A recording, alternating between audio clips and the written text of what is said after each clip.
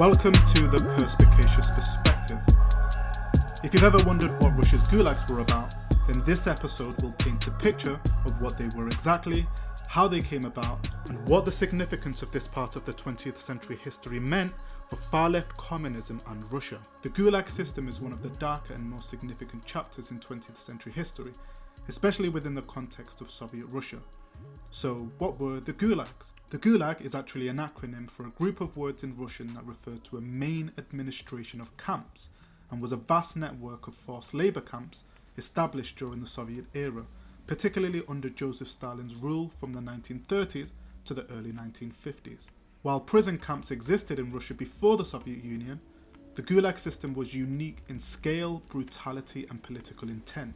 It wasn't just a penal system for criminals, it became a tool for political repression, control and economic exploitation. The gulags peaked between the 1930s and the 1950s, though camps did exist before and after. Estimates suggest around 18 million people passed through the gulags between 1930 and 1953.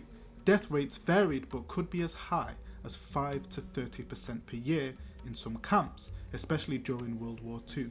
People in Russia were imprisoned for political dissent or perceived disloyalty, minor infractions, for example telling an anti-Stalin joke or being late to work, ethnic cleansing operations, for example deporting entire ethnic groups, and prisoners of war and foreign nationals. Prisoners were forced into grueling labour like mining, logging, railway construction and building infrastructure in the harshest parts of the Soviet Union, such as Siberia and the Arctic. Prisoners faced severe malnutrition, extreme cold, disease, overwork and brutality from guards, and certain prisoners or criminals were given authority over political prisoners, adding to internal violence. The gulags were created because forced labour was cheap and abundant, which was ideal for industrializing remote, inhospitable regions. The threat of arrest and imprisonment suppressed dissent and reinforced Stalin's totalitarian control, and through ethnic cleansing and social engineering, undesirable or suspicious elements were removed from Soviet society.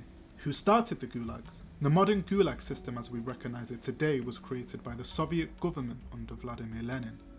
In 1919, Lenin issued a decree establishing concentration camps for class enemies and political opponents during the Russian Civil War. These early camps were designed for counter-revolutionaries, former Tsarist officials and anyone considered a threat to Bolshevik control. What was the Bolshevik Revolution? The Bolshevik Revolution, also known as the October Revolution, was the second and decisive phase of the Russian Revolution of 1917. It marked the moment when the Bolshevik Party, led by Vladimir Lenin, overthrew Russia's provisional government and seized control of the country, laying the foundation for the world's first officially socialist state, the Soviet Union. That year, Russia experienced two revolutions. The first, known as the February Revolution, brought an end to centuries of Romanov monarchy by forcing Tsar Nicholas II to abdicate. In the aftermath, a provisional government was established, made up of liberal and moderate socialist politicians. However, this government struggled to address Russia's dire economic problems, growing unrest among workers and peasants, and the country's disastrous involvement in World War I. Within this climate of instability and discontent, the Bolsheviks, a radical Marxist faction of the Russian Social Democratic Labour Party, emerged as the most uncompromising force for revolutionary change. Under Lenin's leadership, the Bolsheviks called for the immediate end of the war, the redistribution of land to peasants, and the transfer of power to workers' councils known as Soviets.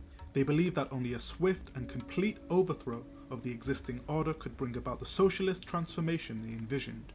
The October Revolution took place on October the 25th to the 26th in 1917 in the city of Petrograd, which is modern-day St. Petersburg. In a relatively bloodless coup, Bolshevik forces and armed workers known as the Red Guards stormed key government institutions, including the Winter Palace, the seat of the provisional government. The government was swiftly overthrown, and the Bolsheviks declared the formation of a new administration, the Council of People's Commissars, with Lenin as its head. The success of the Bolsheviks' uprising led to far-reaching consequences. It sparked the Russian Civil War from 1917 to 1922 between the Bolsheviks, known as the Reds, and a coalition of anti-communist forces, the Whites. After a brutal and bloody conflict, the Bolsheviks emerged victorious and in 1922 established the Union of Soviet Socialist Republics, or the USSR. What was the Red Terror? The Red Terror was a campaign of political repression and mass violence launched by the Bolshevik government in September 1918 during the Russian Civil War. It was designed to eliminate political enemies, suppress dissent, and consolidate Bolshevik power in the chaos following the October Revolution. The spark came when Lenin survived an assassination attempt on August 30, 1918, carried out by Fanny Kaplan, a member of the Socialist Revolutionary Party. On the same day, the head of the secret police was assassinated in Petrograd, or St. Petersburg. These events gave the Bolsheviks justification to unleash a wave of state-sanctioned terror against anyone they deemed a threat. The Bolshevik secret police led a campaign of mass arrests, executions, and imprisonment. Thousands of perceived counter-revolutionaries, monarchists, former nobles, Tsarist officers, clergy, socialists from rival parties, capitalists, and ordinary civilians accused of disloyalty were rounded up. People could be arrested for even minor acts of dissent, criticizing the government, telling anti-Bolshevik jokes, or being related to someone of the wrong social class. The executions were often summary and brutal, with prisoners shot without trial. As the prisons filled, the Bolsheviks began setting up a system of forced labor and internment camps for political enemies, class enemies such as bourgeoisie, landowners, religious figures, and prisoners of war. These camps were explicitly referred to as concentration camps in official documents at the time, though they weren't yet as systematized as Stalin's later Gulag system. The first major Soviet camp was established at the Solovetsky Monastery in the White Sea, a remote, icy region used to isolate prisoners. By the end of 1919, dozens of camps existed across Soviet-controlled territory, used to detain anti-Bolshevik officers, political dissidents, and anyone labelled a threat to the revolution. Inmates endured harsh conditions, meagre food, forced labour, disease, and brutal treatment by guards. The exact number of victims is hard to confirm, but estimates suggest that at least 100,000 to 200,000 people were executed during the Red Terror between 1918 to 1922. Thousands more died in the camps from starvation, overwork, and disease. The Red Terror institutionalized political violence as a tool of governance, setting a precedent for the far larger purges under Stalin in the 1930s. Lenin and his inner circle believed the survival of the revolution was at stake. Surrounded by internal enemies and foreign interventionists, they argued that ruthless violence was necessary to eliminate opposition and ensure the success of the proletarian dictatorship. As Lenin wrote in a famous 1918 letter, "Do not hesitate to use the harshest methods. The goal is to secure the revolution's victory at any cost." The Red Terror and the early concentration camps laid the groundwork for the later, more organized Gulag system under Stalin. It also introduced a brutal political culture where mass repression, surveillance, and labor camps became standard tools of state control in the Soviet Union for decades. When was the first official camp established? In 1923, the Soviet authorities officially established the Solovetsky Special Purpose Camp on the Solovetsky Islands in the White Sea, far to the north of European Russia. This was the first officially organized, large-scale forced labor camp in the Soviet Union, and it became a prototype for the vast Gulag system that would later spread across the USSR under Stalin. The Solovetsky Islands were the perfect place for a prison. Isolated, cold, and surrounded by treacherous waters, they made escape virtually impossible. The Bolsheviks repurposed the old Solovetsky Monastery, once a famous Russian Orthodox religious center, turning its ancient stone walls and remote location into a prison for so-called class enemies, political dissidents, intellectuals, religious figures, and anyone the regime considered a threat. Conditions at Solovki were brutal from the start. Prisoners endured extreme cold, starvation, disease, and overwork. Labour was grueling and ranged from logging, road building, and fishing to constructing new prison facilities, and inmates lived in overcrowded barracks or makeshift shelters and were subjected to harsh punishments for disobedience. What made Solovki notorious was the level of arbitrary cruelty practiced by both guards and administrators. Torture, executions, and psychological torment were commonplace. Some prisoners were subjected to sadistic experiments in isolation and deprivation. It wasn't just criminals or counter-revolutionists who ended up there. Intellectuals, writers, priests, former Tsarist officers, and peasants accused of resisting collectivization all found themselves shipped north to this bleak camp. Solovki served as a testing ground for the Soviet regime's broader strategy of using forced labor as a tool for political repression economic exploitation, and social control. It proved the effectiveness of isolating and exploiting enemies of the state while generating economic output through their labour. The camp's success from the regime's point of view laid the groundwork for the formal Gulag system Stalin would later oversee. By the late 1920s and early 1930s, Solovki became one of many such camps, but it remained a symbol of terror and repression for years to come. In essence, 1923's establishment of Solovki marked the official birth of the Soviet labor camp apparatus, a dark institution that would claim millions of lives over the following decades. When was the Gulag administration officially established? By 1930, the Bolsheviks, now firmly under Joseph Stalin's leadership, had begun rapidly expanding the system of forced labor camps that had grown informally since the Red Terror years. That year, a major bureaucratic change took place. The Soviet government formally created a centralized body to manage the growing network of prison camps, called the Maid Administration of Corrective Labor Camps, which stands for Gulag in Russian. This new agency was placed under the control of the Soviet secret police, known as the NKVD. Up to this point, individual labor camps like Solovki operated more independently or under regional authority. But by 1930, the Soviet leadership recognized the economic value of forced labor for developing remote, harsh territories, constructing infrastructure like railways, canals and mines, and supporting Stalin's aggressive industrialization plans.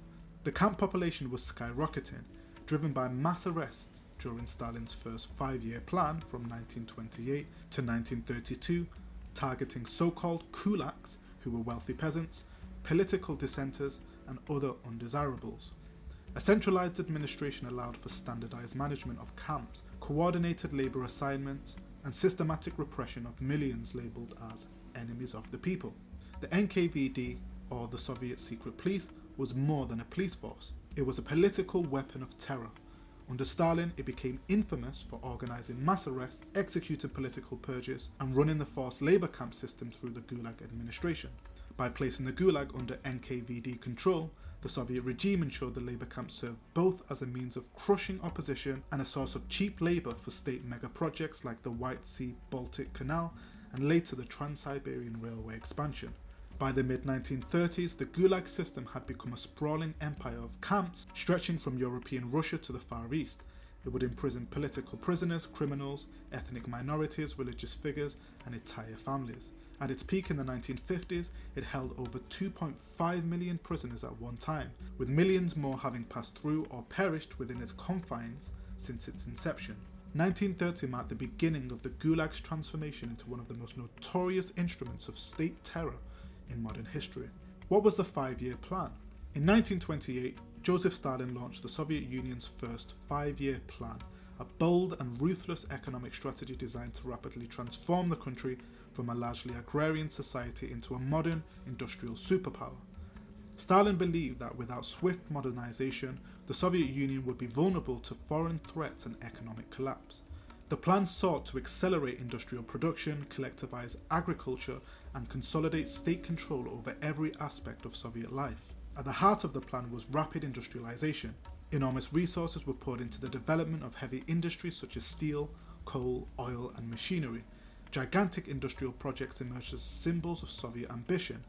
These efforts were meant to propel the USSR into the ranks of the world's greatest industrial powers. In parallel, the plan mandated the collectivization of agriculture, forcibly merging millions of individual peasant farms into vast, state-run collective farms.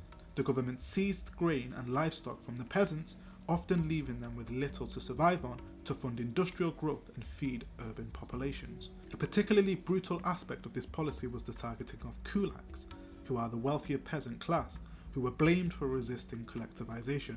Labeled as enemies of the state, many kulaks were executed, imprisoned, or deported to remote regions and labor camps.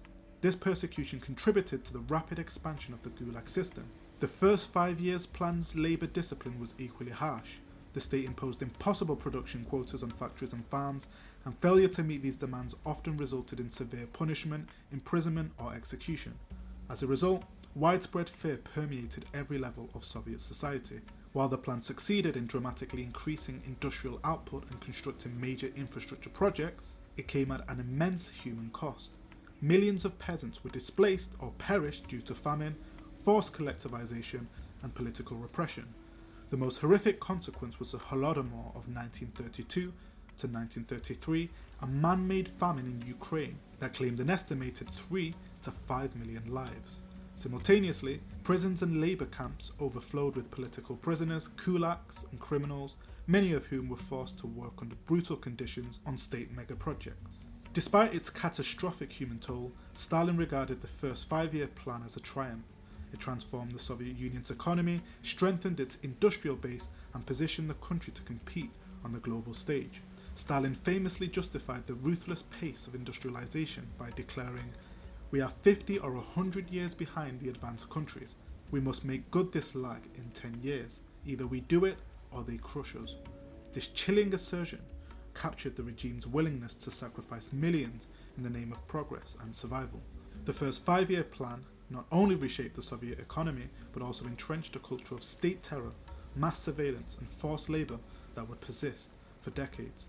It marked the beginning of a pattern where Stalin's grand ambitions for economic transformation were achieved through repression, propaganda, and the relentless exploitation of human lives. What was the Great Purge? The Great Purge, which unfolded between 1936 and 1938, stands as one of the darkest and most tragic episodes in Soviet history, a period when Joseph Stalin turned the machinery of the state against its own people in a campaign of terror, repression, and calculated violence. Driven by a mixture of paranoia, political opportunism, and a ruthless desire for absolute control, Stalin initiated a systematic purge of perceived enemies within the Communist Party, the military, and wider Soviet society. The origins of the purge lay in Stalin's growing fear that his hold on power, though seemingly unassailable, was threatened by internal dissent and political conspiracies. By the mid-1930s, many of the old Bolsheviks, the revolutionaries who had once stood beside Lenin, still occupied influential positions within the party and government. Stalin, eager to remove any figure who might question his authority or challenge his version of Soviet history, accused them of treason, sabotage, and counter-revolutionary plots. What followed was a grotesque spectacle of show trials, in which prominent party leaders were subjected to public confessions extracted through brutal interrogations, threats, and torture. These trials, widely covered in Soviet media, presented an eerie theatre of false admissions and ritual denunciations designed to legitimize the purge and validate Stalin's narrative of internal betrayal. However, the terror did not stop at the party elite. Stalin's purges quickly expanded to encompass the military, where he saw the independent-minded leadership as a potential threat. In a devastating blow to the Red Army's command structure, 3 of the 5 marshals, 13 of 15 army commanders, and thousands of officers were arrested, executed, or sent to the Gulag on fabricated charges. This purge of military leadership left the Soviet Union dangerously weakened on the eve of World War II, a vulnerability that would become painfully clear in the early stages of the Nazi invasion in 1941. The machinery of repression extended far beyond political and military ranks. Ordinary Soviet citizens, workers, teachers, writers, peasants, and even loyal communists became entangled in a web of paranoia and denunciation. The secret police operated with near total impunity, encouraged to meet arrest and execution quotas. Accusations were often baseless, stemming from petty disputes, personal grudges, or simple misfortune. The atmosphere of suspicion turned neighbour against neighbour, husband against wife, and children against parents. It is estimated that during these 2 years, over 700,000 people were executed and an additional 1.5 million were imprisoned in the Gulag. Many of those sent to the camps perished from overwork, starvation, disease, and brutal conditions. In a grim irony emblematic of totalitarian regimes, the very man who oversaw much of the terror, Yezhov, would later fall victim to it himself, arrested and executed when Stalin no longer had use for him. The consequences of the Great Purge were catastrophic. It decimated the intellectual, political, and military leadership of the Soviet Union, instilled a culture of fear that stifled dissent for generations, and left a population traumatized by the relentless violence of the state. Yet through it all, Stalin maintained his grip on power, presenting himself as a vigilant protector of the revolution. The legacy of the Purge would haunt Soviet history, a brutal reminder of how absolute power can turn a government against its own people in the name of ideological purity and personal supremacy. How did the gulags expand under Stalin? From the early 1930s to 1953, the Soviet Union's system of forced labour camps expanded dramatically, becoming one of the largest and most brutal instruments of state repression in modern history. This period coincided with some of the darkest chapters in Soviet history, the Great Purge, the ruthless collectivization of agriculture, and the hardships of World War II. At the center of it all stood Joseph Stalin, whose paranoia and unrelenting desire for control transformed the Gulag into a sprawling empire of human suffering. The 1930s witnessed the first great surge in the number of labor camps and prisoners. Stalin's policy of collectivizing agriculture had devastated the peasantry, leading to widespread resistance, especially from the so-called kulaks, or wealthy peasants. In response, the regime arrested millions, branding them as enemies of the people and shipping them off to labor camps in remote, inhospitable regions like Siberia, the Arctic, and Central Asia. These prisoners were forced to work in deadly conditions, constructing railways, logging forests, mining for gold, and building canals and industrial facilities under the harshest possible conditions. The expansion of the Gulag intensified during the Great Purge from 1936 to 38. Tens of thousands of party members, military leaders, intellectuals, artists, clergy, and ordinary citizens were arrested on fabricated charges of treason, sabotage, or espionage. Many were executed outright, while countless others were sentenced to years of hard labour in the Gulag. These purges filled the camps with political prisoners, dramatically swelling the inmate population. When the Soviet Union entered World War II in 1941, the Gulag system took on new dimensions. Although some political prisoners were temporarily released to fight the advancing Nazi forces, the camps continued to grow as Stalin's regime cracked down on anyone suspected of defeatism, collaboration, or even minor infractions like tardiness at work. Entire ethnic groups were deported en masse to labour camps or remote settlements, accused of disloyalty during the war. The Gulag system also became vital to the Soviet war economy. Prisoners were forced to build roads, railways, factories, and supply depots crucial for the war effort. They toiled in mines extracting valuable minerals and in forests supplying timber for military infrastructure. The death toll was staggering as inmates succumbed to starvation, disease, overwork, exposure, and abuse. Even after the war, the repression did not abate. Returning Soviet prisoners of war, whom Stalin considered traitors for having surrendered to the enemy, were themselves sent to the Gulag or exile upon return. The camps remained overcrowded and political arrests continued, with show trials and purges persisting through Stalin's final years. By the time of Stalin's death in 1953, the Gulag system had grown into an immense network of thousands of camps and penal colonies spread across the vast expanse of the Soviet Union. It is estimated that between 1930s and early 1950s, over 18 million people passed through the Gulag, with millions perishing due to inhuman conditions. The system became a grim symbol of Stalin's totalitarian rule, a machinery of oppression designed not only to punish dissent, but also to exploit the labour of millions for the benefit of the state. This relentless expansion of the Gulag from the 1930s to 1953 represented one of the largest sustained campaigns of internal repression in modern history, a nightmarish legacy that would haunt the Soviet Union long after Stalin's passing. What happened to the Gulag system after Stalin's death? After Stalin's death in 1953, the Gulag system, Stalin's brutal network of labour camps that had detained millions of Soviet citizens, underwent significant changes. The new leadership under Nikita Khrushchev, who took power shortly after Stalin's death, was keen on distancing the Soviet Union from the most repressive aspects of Stalinism, although the system would not be immediately dismantled.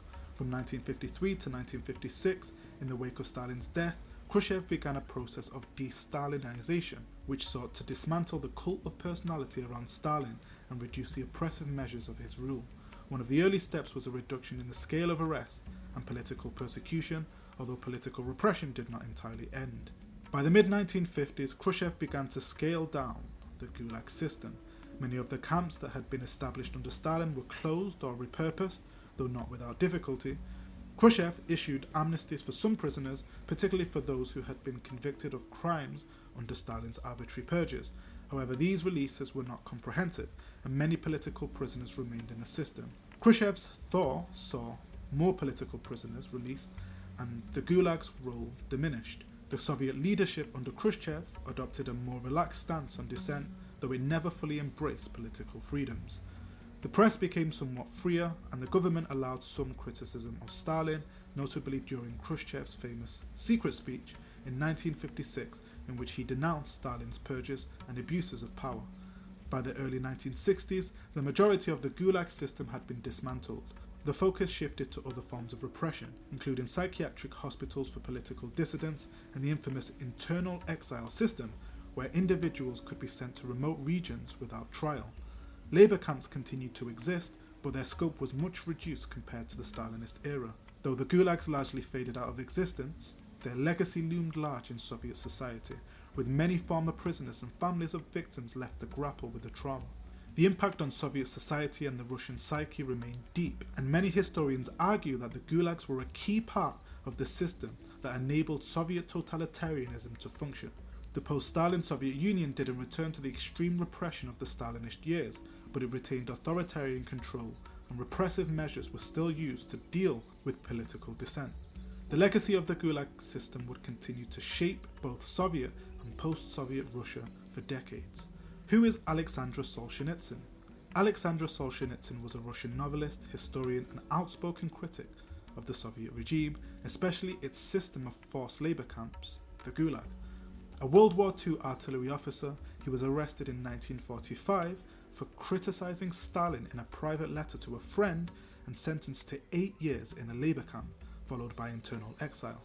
Solzhenitsyn later became one of the most important dissident voices of the 20th century, using his own experiences to expose the brutal realities of life in the Soviet Union.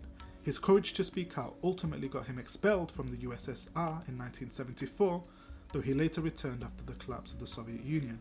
His book, The Gulag Archipelago, is Solzhenitsyn's monumental 3-volume literary historical work that exposed the horrors of the Soviet forced labor camp system known as the Gulag. The book's title refers metaphorically to the vast network of labor camps scattered across the Soviet Union, likening them to a chain of islands or an archipelago, invisible to most Soviet citizens but omnipresent and integral to the regime's control.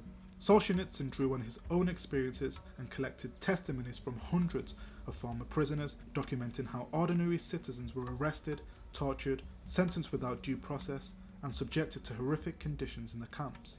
He explained how the Soviet government, especially under Stalin, built a system of surveillance, fear, and denunciation to maintain control, detailing the absurdity of show trials, arbitrary arrests, and the bureaucracy of terror. Beyond documenting atrocities, Solzhenitsyn reflected on the moral degradation inflicted on both the victims and the perpetrators, arguing that totalitarian systems corrupt everyone they touch. The book is also a meditation on human nature, power, and the capacity for cruelty and resistance. When the Gulag Archipelago was published in the West in 1973, after being smuggled out of the USSR, it shattered any remaining illusions about the Soviet Union's supposed utopian socialism, especially among many leftist intellectuals abroad. It played a crucial role in undermining the Soviet regime's legitimacy internationally and contributed to the eventual unravelling of the Soviet system. In Russia today, the book remains a touchstone of historical memory and moral reckoning, though its presence in the public sphere has fluctuated under different governments. Russia's gulags were among the most brutal and dehumanizing systems of forced labor camps in modern history. The sheer scale, cruelty, and inhuman conditions of the Gulag system made it a central tool of oppression under the Soviet regime, especially during Stalin's rule. The conditions within the gulags were nothing short of horrific. Prisoners were routinely subjected to overwork, starvation, freezing temperatures, disease, and brutal treatment by guards and administrators. Inmates laboured in mines, forests, quarries, and infrastructure projects under conditions so severe that survival itself became a daily struggle. In some camps, particularly those in remote regions, winter temperatures could plunge below -50 degrees Celsius or -58 degrees Fahrenheit, and prisoners were still expected to work in open pits, logging camps, or road building crews with minimal clothing and equipment. Food rations were meagre and often dependent on work quotas. Those who failed to meet impossibly high production targets saw their already scant proportions cut further, creating a vicious cycle of starvation and weakness that often led to death. Malnutrition, coupled with the spread of diseases like tuberculosis, dysentery, and scurvy, claimed the lives of untold numbers of prisoners. But the physical hardships were matched by psychological torment. Inmates lived in a constant state of fear, not only of death from exhaustion or hunger, but of arbitrary punishment. Minor infractions, real or imagined, could result in beatings, solitary confinement in sub-zero punishment cells, or even execution. The ever-present threat of betrayal by fellow prisoners, some of whom became informants in exchange for food or privilege, further eroded any sense of trust or solidarity. Importantly, the gulags did not house any violent criminals. A vast number of prisoners were political detainees. Entire categories of people, such as kulaks, ethnic minorities, and enemies of the people, were swept up in mass. What made the Gulag system politically insidious was its dual role in both a tool of repression and a means of economic exploitation. The Soviet regime relied on forced labour to extract natural resources and build infrastructure in some of the most inhospitable parts of the country. From railways and canals to mines and industrial centres, much of the Soviet Union's early economic development was built on the backs of those condemned to the camps. While the Gulag system began to shrink after Stalin's death in 1953, it left a deep and lasting scar on Russian society. Survivors often faced stigma and official silence, and for decades the full scope of the Gulag's atrocities remained obscured. It wasn't until dissidents like Aleksandr Solzhenitsyn bravely documented their experiences in works like the Gulag Archipelago that the world fully grasped the scale of this human catastrophe. In every sense, physical, psychological, and moral, the Gulags represented one of the most nightmarish systems of state oppression in the 20th century. Their memory endures a chilling reminder of the horrors that can arise when power goes unchecked and human beings are reduced to tools of political terror.